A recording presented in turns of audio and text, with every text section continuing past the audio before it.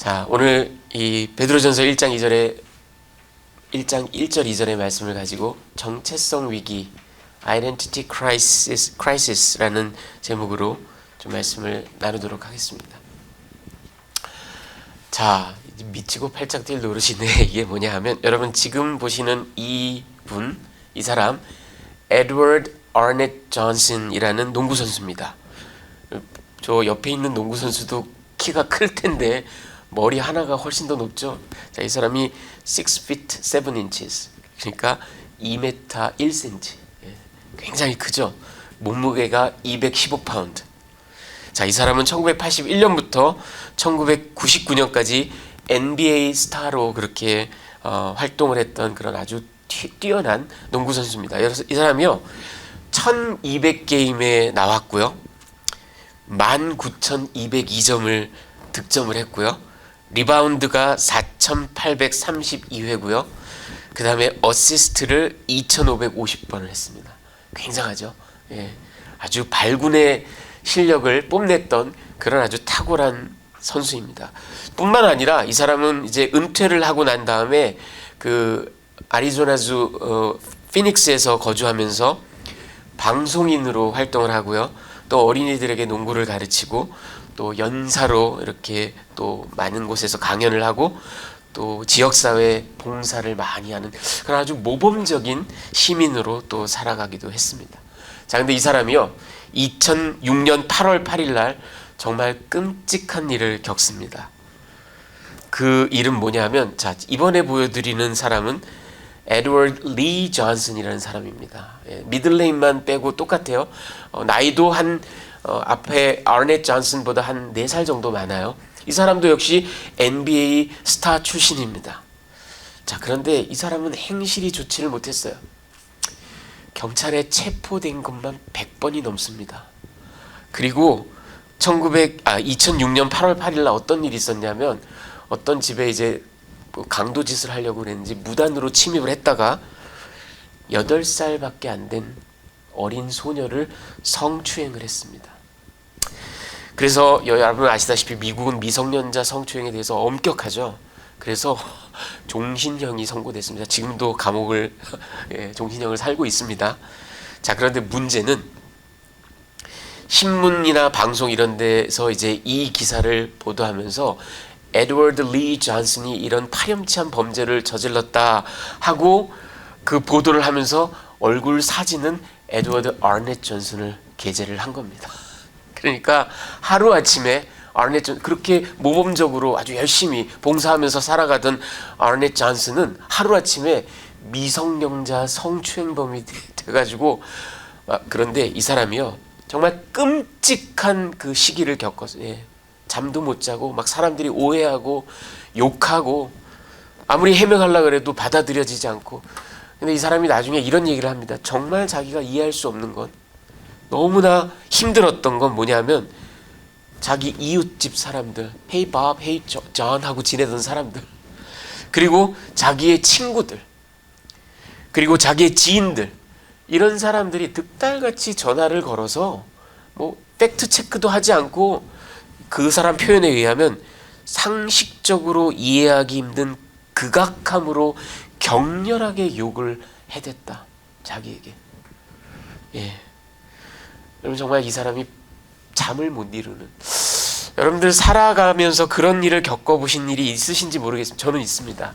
내가 하지도 않은 말을 했다 그러고, 내가 하지도 않은 행동을 했다 그러고, 정말 오해하고, 그런데 그게 막 소문이 나고 꼬리에 꼬리를, 여러분 그러면 사람이 정말 잠을 못 자요. 바짝바짝 말라갑니다. 너무 억울하고 분해서. 아니, 내가 잘못을 저지르고 욕을 먹으면 그래도 그나마 좀 괜찮아요. 그런데 아무 잘못을 하지 않았는데 온갖 욕을 먹고 온갖 오해를 받으면 사람이 정말 죽음 직전까지 갈 정도로 극도로 화가 나고 극도로 분노가 생깁니다. 아마 이 아넷 존슨이 그런 일을 겪지 않았나 생각을 합니다. 자, 여러분 이 이야기를 잘 나중에 좀 갈무리해 두시고요. 오늘 본문을 보면 오늘 본문은요, 여러분 2절밖에 안 되는데 아주 간단합니다. 그레코 로만 시대의 편지는 발신자, 그 다음에 수신자 누구누구가 누구누구에게 평강이 있을지어다. 뭐 샬롬, 피스 뭐 이런 식으로 합니다. 그래서 발신자 베드로가 수신자 택하심을 받은 자들 에클렉토이스 이렇게 얘기합니다. 그리고 나그네들 파레피데모이스 이렇게 얘기를 합니다. 그리고 흩어진 자들 디아스포라스 이렇게 세 가지를 얘기합니다. 그리고 2절에 보면 세 개의 전치사 구문, 헬라어로 카타 앤 아이스라는 이 세 개의 전치사 구문이 나오고요. 그 다음에 이제 그 그레코 로만의 그 편지 형식대로 은혜와 평강이 너에게 있을지어다 이렇게 인사말을 하는데, 요 세 개의 전치사 구문은 사실은 우리말 어순과는 이렇게 우리말 구조는 이제 좀 이게 모호하게 나와 있는데, 택하심을 받은 자들, 이 에클렉토이스라는 말을 수식하는 말입니다. 자, 이게 여러분들께 좀 우리 개역 성경으로 읽으면 언뜻 이해가 잘 오지 않는 부분인데요. 그게 왜 그러냐면 이 2절에 세 개의 전치사 구문 보면 하나님 아버지의 미리 아심을 따라 택하심을 받은 자들, 이게 바로 카타라는 헬라어 전치사를 이게 영어로 하면 according to, 하나님의 foreknowledge, 미리 아심을 따라. 그 다음에 두 번째, 성령이 거룩하게 하심으로 택하심을 받은 자들, 요거는 n이라는 헬라어 전치사, 이거는 영어로 표현하면 through, 방법이나 동의를 말합니다. 그러니까 성령님이 그 미디움이 되어서, 방법이 되어서 택하심을 받은 자들. 그리고 끝으로 순종함과 예수 그리스도의 핏부림을 얻기 위하여 택하심을 받은 자들. 그러니까 이거는 아이스라는 헬라어 전치사를 쓰는데, 이거는 영어로 치면 for, 뭐뭐를 목적으로 하는 이런 구문을 가지고 있습니다. 그래서 이 첫 두 구절이 우리 개역 성경을 보면, 여러분 우리 한글은, 우리 말은 뭐뭐뭐뭐하고 어떠어떠하고 이러이러한 누구 이렇게 모든 수식어가 앞에 나오죠. 그래서 이게 좀 혼동을 일으키지만 헬라어 원어를 보면, 그리고 영어도 그걸 잘 표현했어요. 헬라어 원어를 보면 에클렉토이스, 택함 받은 자들, 그리고 파레피데모이스, 나그네들, 그리고 디아스포라스, 흩어진 자들. 그래서 본도, 갈라디아 뭐 이렇게 어디 흩어진 자들, 그리고 이렇게 이런 세 가지 전치사로 택함 받은 자들에게 편지하노니 너희에게 은혜와 평강이 있을지어다. 이렇게 됩니다. 구문이 그렇게 되어 있습니다. 자, 오늘 이 두 구절을 가지고 제가 여러분들께 메시지를 세 가지로, 그 첫 번째는 사도 베드로의 정체성입니다. 여러분, 이 사도 베드로, 여러분이 잘 아시는 요한의 아들 시몬, 그의 그 아람어 이름은 게바. 왜냐하면 그 예수께서 바위, 돌이란 이름을 주셨죠. 그 돌이 바로 게바입니다. 그의 타고난 이름은 시몬이고요. 예수께서 별명을 주신 이후부터는 게바가 이제 아람어 이름이고, 그게 헬라어로는 페트라스. 그렇게 돼서 피터라는 이름이 됐습니다. 여러분, 이 고대 문헌을 아무리 찾아봐도 이 베드로 이전에 페트라스라는 이름은 없었습니다. 예수께서 처음으로 지어주신 이름입니다. 오늘날 웬만하면 5사람 건너 하나는 피터죠. 그게 예수께서 지어주신 이름입니다. 자, 여러분, 이 사도 베드로는 예수님의 제자 가운데 특히 3명, 이너서클 가운데 1명, 그리고 뭐 수제자라고 언제나 리더 역할을 하는 그런 제자. 이 사도 바울과는 다르게 사도 베드로는 평생토록 단 한 번도 그의 사도됨을 누구도 의문시하지 않았습니다. 바울은 계속 공격을 받았죠. 네가 사도 맞냐? 뭐 이래가면서 계속 공격을 받았지만 베드로는 누구도 의문하지 않았어요. 누구도 도전한 적이 없습니다. 심지어 누구도 거론조차 한 적이 없습니다. 그도 그럴 것이 예수께서 직접 부르신 첫 제자요. 모든 일에 동행을 했던, 그리고 이너서클로 뭐 겟세마니라든지 변화산이라든지 야이로의 딸을 살리는 그 방이라든지 아주 특별하게 예수님과 동행했던, 그리고 12제자 가운데, 사도들 가운데 과연 리더라고 할 만한 그런 사람이었죠. 자, 여러분 이 베드로 1절 상반절을 보면 예수 그리스도의 사도 베드로는, 이게 헬라어 원어로는 페트로스 아포스톨로스 예수 크리스투 이렇게 나옵니다. 이걸 영어로 이렇게 이제 뭐 관사 이런 걸 넣어서 전치사 이런 걸 넣어서 표현하면 Peter, an apostle of Jesus Christ 이렇게 얘기를 합니다.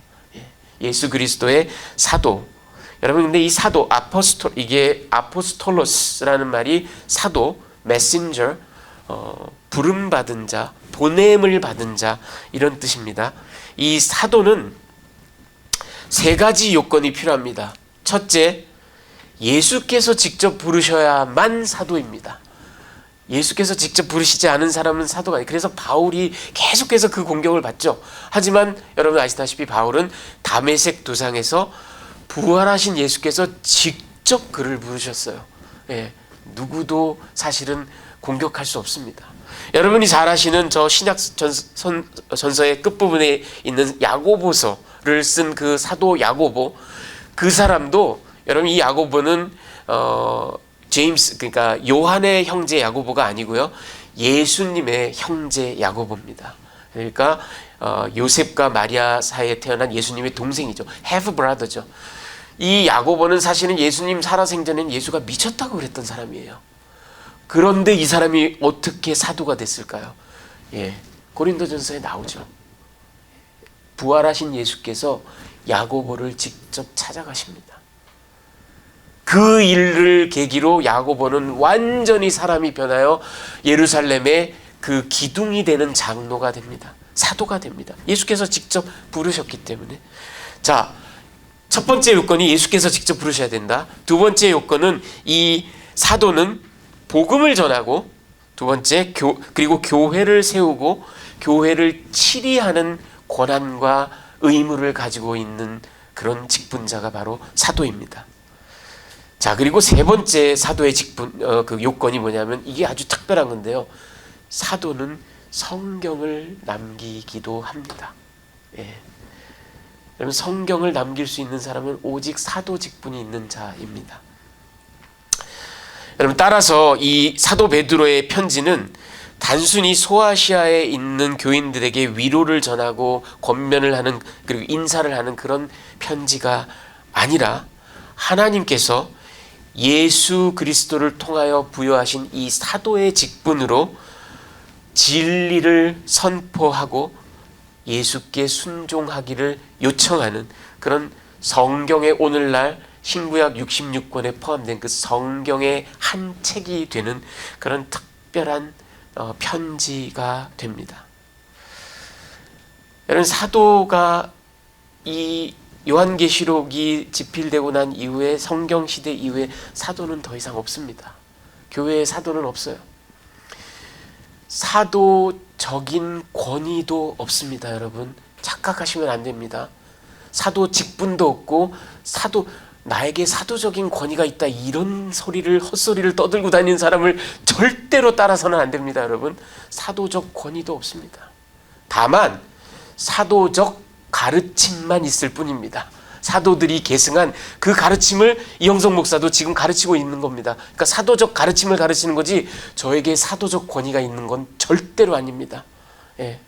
그러니 여러분 오늘날 근데 신사도 운동이며 이렇게 직통 계시를 한다 이래가면서 이 사도 운운하는 사람 절대 여러분들 미혹돼서는 안 됩니다.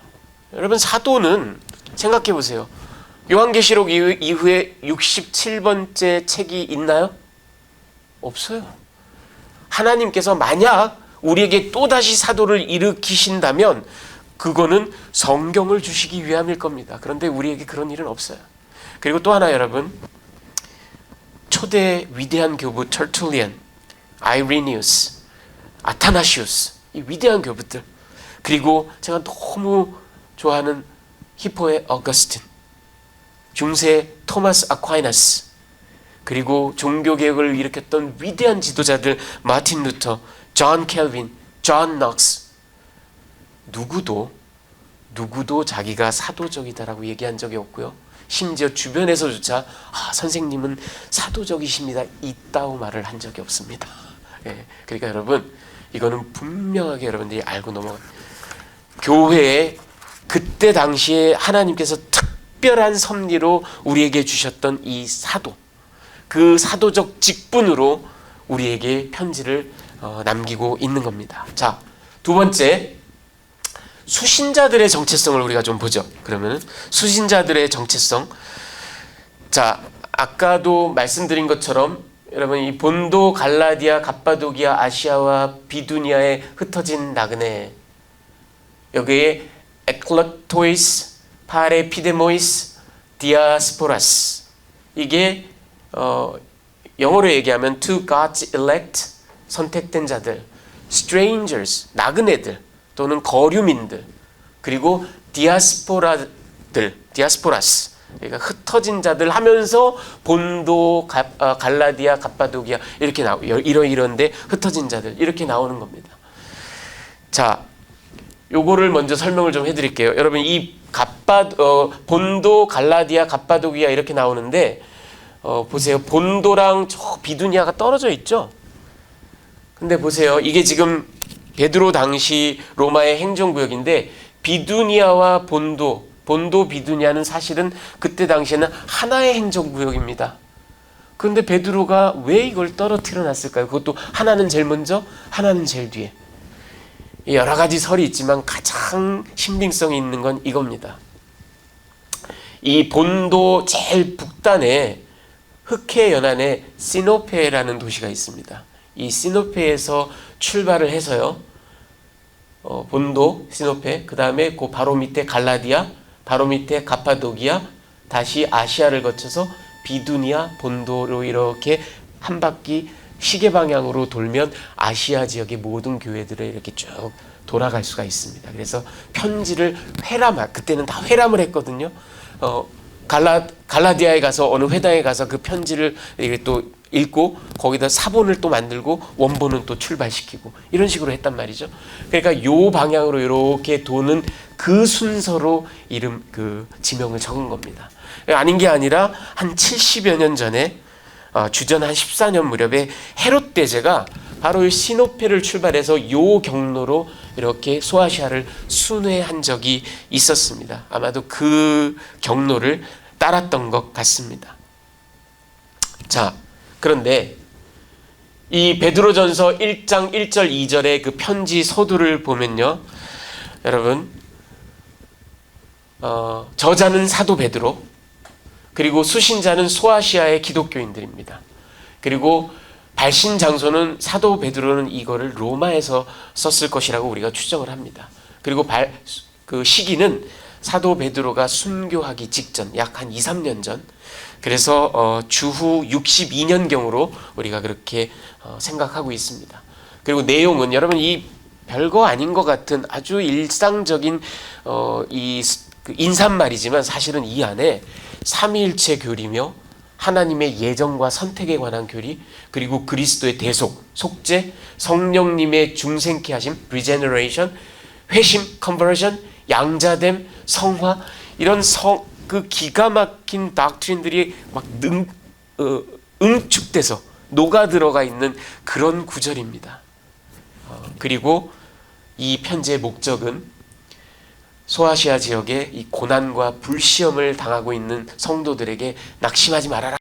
그리고 그리스도께서 순종하신 것처럼 너희도 순종을 본받아라. 이런 권면을 하기 위한 그런 편지입니다. 자, 이제 세 번째 끝으로, 그렇다면 오늘날 우리에게 주는 메시지, 우리의 정체성, 시대와 공간을 넘어서 이 이야기를 좀 하도록 하겠습니다. 여러분, 사도 베드로는요, 이 소아시아의 교인들을 세 가지로 얘기합니다. 에클렉토이스, 선택하심을 받은 자들. 두 번째, 파레피데모이스, 나그네 또는 거류 외국인들. 그 다음에 흩어진 자들, 디아스포라스, 이렇게 얘기를 합니다. 그런데 여러분, 이 나그네, 거류민이라는 거, 이거는 시민권이 없고 공민권도 없고 법적인 보호도 받지 못하는 사람들입니다. 더군다나 지금 1세기 당시 기독교는 유대교의 한 저 끄트머리 이단 종파처럼 여겨졌습니다. 그러니까 온갖 핍박을 받을 수밖에, 차별과 박해의 대상이 된 사람들입니다. 그런 사람들을 바로 나그네 또는 거류 외국인들이라고 그가 부르고 있고요. 그리고 우리가 아까 지도에서 본 것처럼 본도, 갈라디아, 갑바도기아 이런 각 지역에 흩어져 있는 그런 디아스포라들, 이렇게 이들은 참으로 척박한, 처연한 여러 가지 고통과 고난이 막 겹겹이 쌓이는 그런 삶을 살고 있는 사람들인데, 여러분 근데 중요한 건, 우리가 염두에 둬야 될 건 바로 이거, 택하심을 받은 자들. 여러분 이 모든 정체성의 근원적 이유는, 한 가지 이유는, 그것으로부터 출발되는 이유는 바로 그들이 택하심을 받은 자들이었기 때문이라는 겁니다. 여러분 성경이 예수님 오시기 한 200년 전 이 무렵에 히브리 성경이 헬라어로 번역이 됐다 그랬죠. 그게 70인경입니다. 셉튜어진이라고 하는 그 70인경의 창세기에 보면, 창세기 23장 4절 우리 한번 같이 읽어볼까요? 시작.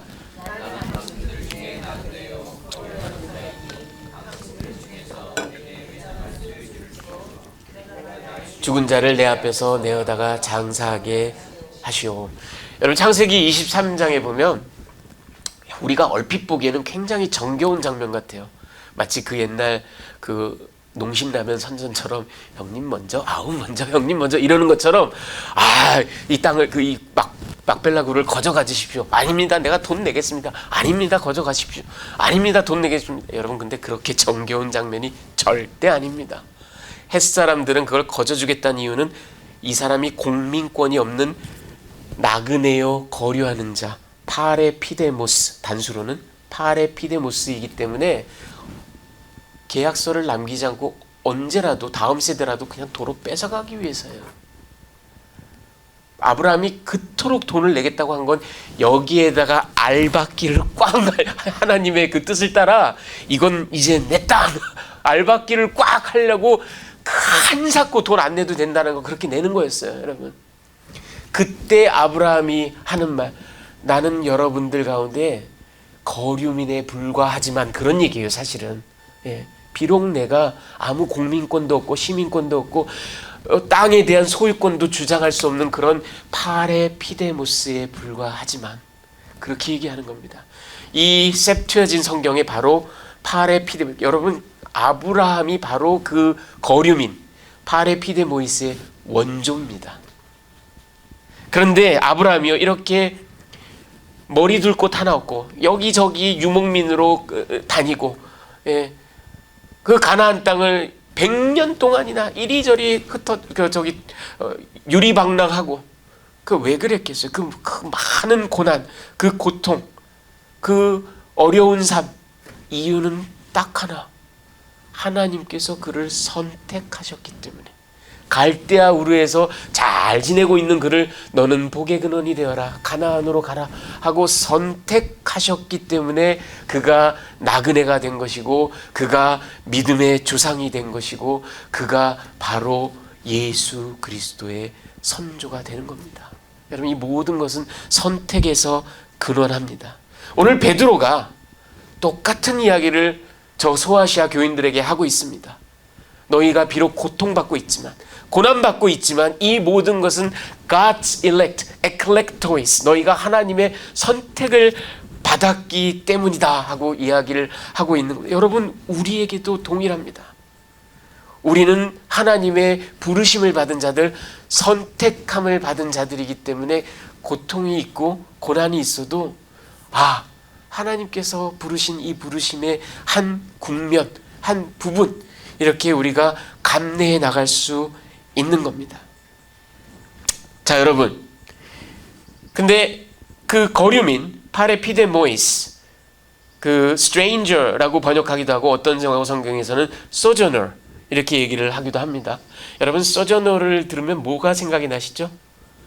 1997년에 그 화성에 보낸 이 소저너라는 화성 탐사 뭐 조그마한 자동차 같은 이런 게 있었습니다. 이거를 소저너라고 이름을 붙였습니다. 근데 여러분 여러분들은 과학을 굉장히 정통으로 공부하시고 또 과학 분야의 일을 하셔서 이 소저너를 바로 떠올리시겠지만, 역사를 공부한 저는, 특히 미국 역사를 공부한 저는 이 소저너의 사실은 근원이 됐던 진짜 소저너가 하나 더 있습니다. 바로 이 소저너 트루스라는 흑인 여성입니다. 이 여성은 1797년에 이사벨라 범프리라는 이름으로 태어났습니다. 뉴욕에서 태어났고요. 여러분, 이분은 흑인 여성 노예로 태어나서 30세가 될 때까지 4차례나 팔려갔어요. 그리고 채찍질 당하고 모욕당하고 중노동을 하면서 그렇게 노예의 삶을 살았고, 그것보다 더 처참한 건 여러분, 이 여성이 평생 13명의 자식을 낳았습니다. 그 가운데 대부분 자기 눈앞에서 다 팔려갔어요. 노예로. 여러분, 내 새끼가 팔려간다고 생각해 보세요. 근데 그거를 한두 번도 아니고 절대 다수의 아이들을. 그렇게 처참한 생활을 하다가 1827년에 이 여성이 도망을 갑니다. 그리고는 노예제 폐지론자로, 그리고 여성권 참정, 여러분, 미국 이 자유민주주의의 나라 이 미국의 여성들이 참정권을 갖게 된 건 1920년 이후입니다. 예. 19세기의 여성권 참정론자로 아주 불꽃 같은 삶을 살다가 한 그런 여성입니다. 그런데 1840년대에 이 여성이 아주 심오한 그런 영적 각성을 합니다. 말하자면 정적 체험을 하고 깊은 회심의 체험을, 그래서 하나님께 완전히 붙들림 받은 그런 사람이 됩니다. 그때 소저너 트루스가 들은 이야기가, 성령께서 그녀에게 너는 진리를 선포하는 자가 되라, 이런 음성을 듣습니다. 그때 이후로 그녀가 범프리, 아마도 자기 노예주의 이름이었겠죠. 범프리라는 이름을 버리고 자기 라스트 네임을 트루스, 진리로 바꿉니다. 그리고 퍼스트 네임도 이사벨라, 아름답다라는 뜻이거든요. 이사벨라라는 이름을 버리고 소저너, 거류민, 이방인, 잠시 머무르는 자, 이런 뜻으로 이름을 바꿉니다. 그래서 나는 진리를 선포하는 자, 하지만 이 땅이 내 본향이 아닌 자, 나는 소저너, 이렇게 자기 이름을 바꾸고 살았던 사람이 바로 이 소저너 트루스입니다. 여러분, 우리 역시 하나님의 부름을 받은 사람들입니다. 우리 역시 진리를 선포하라고 부름 받았습니다. 그리고 우리 역시 여러분, 이 땅은 우리의 본향이 아닙니다. 우리는 소저너, 파레피데모이스입니다. 우리가 현대 문화와 규범 속에서 살아가지만 우리는 지나가는 나그네요, 영원한 본향의 소망을 두고 있는 자들, 그래서 파레피데모이스, 그리고 디아스포라입니다. 그런데 문제는 우리 신자들이, 오늘날 우리 신자들이 이 정체성의 혼란을 겪고 있습니다.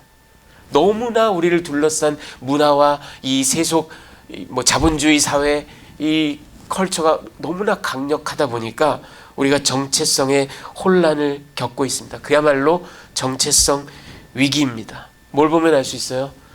하나님의 백성이라는 사람들이, 교인들이 세상보다 더 세상적입니다.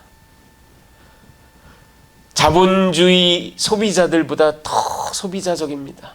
심지어는 제가 늘 비판하는 것처럼 교회에서도 religious consumerism을 엄청나게 발휘합니다. 현실 정치인들보다도 더 정치적입니다. 여러분, 교회만큼 church politics가 정말 기가 막힌 곳이 없어요.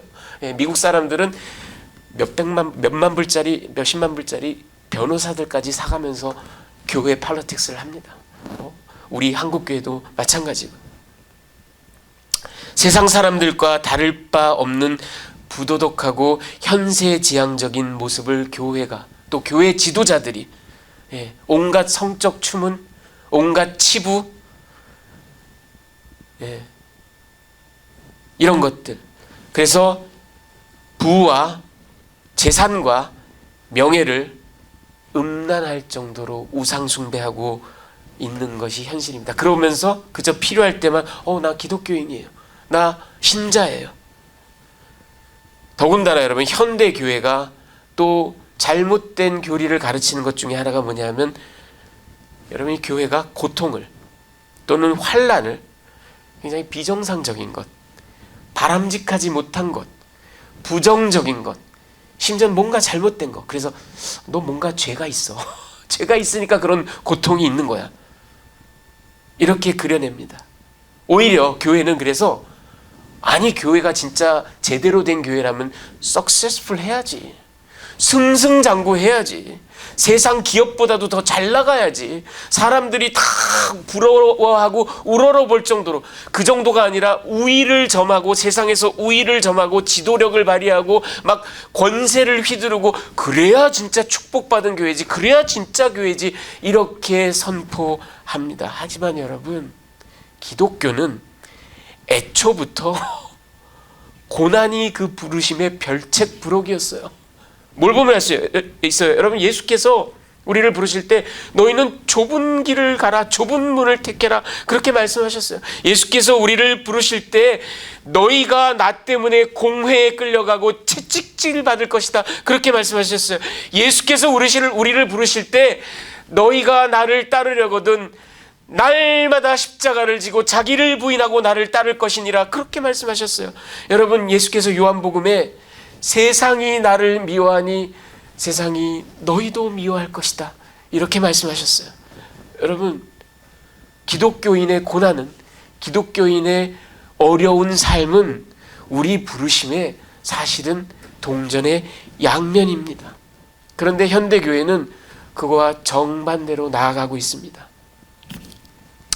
여러분, 지금 보시는 분은 D.L. 무디라는 19세기 미국의 위대한 복음 전도자입니다. 19세기 영국에 찰스 스퍼전이 있었다면 미국에는 D.L. 무디가, 미국의 20세기에 빌리 그레엄 목사가 있었다면 19세기에는 D.L. 무디가, 아주 위대한 복음 전도자였습니다. 이 사람이 이런 얘기를 했어요. 내가 처음 기독교인이 되었을 때 나는 내가 힘써 졌던 노를 보트 바닥에 내려놓고 물결을 따라 두둥실 떠다니면 되는 줄 알았다. 그러나 이내 깨닫게 된 것은 내가 오히려 물살을 거슬러 나아가야만 한다는 사실이었다. 여러분, 똑같은 얘기를 우리 사도 바울은 고린도 후서 4장 8절에 사방으로 우겨쌈을 당할지라도, 이렇게 얘기했습니다. 똑같은 얘기를 1000년 전 바울로부터 1000년 전 다윗은 시편 3편 6절에 천만인이 나를 애워싸 진친다 할지라도, 여러분, 이게 바로 신자의 삶입니다. 천만인이 나를 에워싸고 사방으로 우겨싸고 물살을 거슬러 올라가는 연어들처럼 그렇게 막 힘겹게 그렇게 살아가야 하는 존재들. 왜? 그게 택정함의, 부르심의 별책부록이라니까요.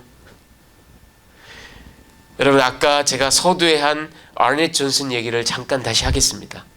여러분, 그의 심정을 한번 잠시라도 생각해 보십시오. 얼마나 미치고 팔짝 뛸도, 자기는 열심히 살았는데, 자기는 모범적으로 봉사하면서 그렇게 살았는데, 한 번도 죄 저지르지 않고 그렇게 살았는데, 자기가 잘못한 것도 없는데, 아니 세상에 무슨 절도범도 아니고 미성년자 성추행범이라니.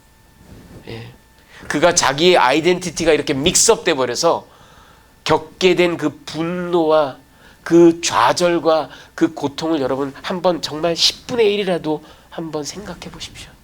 어쩌면 여러분 살아오면서 오해받았던 일, 아니면 정말 말도 안 되는 그런 인신공격을 받았던 일을 한번 떠올리시면서 그때 얼마나 내가 고통스러웠나 한번 생각해 보십시오. 자, 그러면 한 걸음만 더 나가 여러분 생각해 보십시오. 하나님께서는 저와 여러분을 택정하셨습니다. 하나님께서는 우리에게 새로운 정체성을 주셨습니다.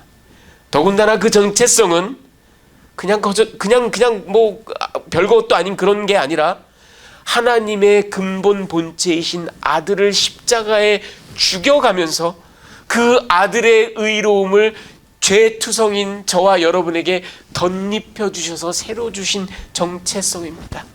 너희는 내 아들의 이름에 걸맞게 살아라. 그렇게 주셨는데 여러분, 우리는 세상을 능가할 정도로 세상적이고 고난을 경원시하고 오히려 승승장구하지 않으면 뭔가 죄가 있나 보네, 뭐가 해결되지 않은 죄가 있나 보네, 뭐 이래가면서, 아니 여러분, 우리는 그 정체성을 믹스업하고 살아가고 있는 건 아닌지, 정체성의 혼란을 일으키면서 살아가고 있는, 여러분, 아넷 존슨이 그렇게 팔짝 뛸 정도, 미치고 팔짝, 자녀들이 이 정체성을 제대로 인식하지 못하고 살아가는 모습을 보시는 우리 하나님의 마음은 얼마나 아프시겠어요? 얼마나 고통스러우시겠습니까? 사도 베드로는요, 이 편지 끝부분에 가면, 여러분, 에이든 윌슨 토저는 또 이런 얘기를 했습니다. 오늘날 교회가 진정한 회개가 없는 구원의 소식만을 가르쳐온 결과 의심할 바 없이 교회의 도덕적 수준이 현저히 낮아졌고, 수많은 가짜 신자들, 즉 실은 아직도 죄악의 비참함과 속박에 처해 있지만 자기 스스로가 구원받았노라고 헛되이 믿고 있는 거짓 신자들이 대량으로 양산됐다. 여러분, 이것이 교회의 비극이 됐습니다. 이 거짓 복음이 선포되고 그로 인해서 거짓 신자들이 대량으로 양산되고, 그러다 보니 정체성이 혼란을 일으키고, 그러니까 교회는 더 세상보다 더 세상적으로 나가고, 더 성장 오로지 성공 이렇게 나가고, 그러니까 세상은 교회를 개독교라고 욕하고, 이 모든 정체성의 믹스업을 바라보시는 우리 하나님은 가슴이 찢어질 정도로 아프시고, 하지만 사도 베드로는 여러분, 이 편지 끝부분에 4장 12절 14절에 이렇게 얘기합니다. 우리 한번 같이 읽어보겠습니다. 시작. 사랑하는 자들아, 너희를 연단하려고 오는 불시험을 이상한 일 당하는 것 같이 여기지 말고 오히려 너희가 그리스도의 고난에 참여하는 것으로 즐거워하라. 이는 그의 영광을 나타내실 때에 너희로 즐거워하고 기뻐하게 하려. 보세요 여러분, 이상한 일이 아니에요. 우리는 오히려 그리스도의 고난에 참여하는 겁니다.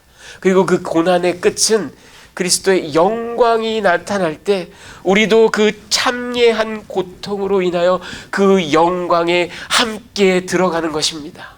그러니 여러분, 이 땅에서 우리가 고통받고 고난받고 아무리 예수를 열심히 믿고 신실하게 살아가려고 노력하지만 하나님, 왜 나에게는 이런 고통이 따릅니까? 왜 나에게는 이런 어려움이 있습니까? 여러분, take heart. 좌절하지 마세요. 괴로워하지 마세요. 그게 우리 부르심의 일부분입니다. 오히려 그 고난을 받아들이십시오. 그리고 당당하게 그 고난 가운데서 맞서 서십시오. 그리고 예수의 이름으로 승리하십시오. 언젠가 하나님께서 그리스도의 영광을 나타내실 때 그 고난에 참여한 여러분들을 더욱더 존귀하게, 더욱더 귀하게 일으켜 세우실 줄 믿습니다. 여러분, 이것이 우리의 정체성입니다. 그러니 여러분, 예수 그리스도의 그 의로움을 입은 자들답게, 하나님께서 부르신 자들답게 그렇게 고난 가운데도 슬퍼하거나 좌절하거나 원망하지 않고 오히려 기쁨으로 나아가며 오직 그리스도를 붙잡는, 그래서 그분을 신실하게 좇는 그런 존귀한 주의 백성들이 되시기를 우리 주님의 귀하신 이름으로 축원합니다.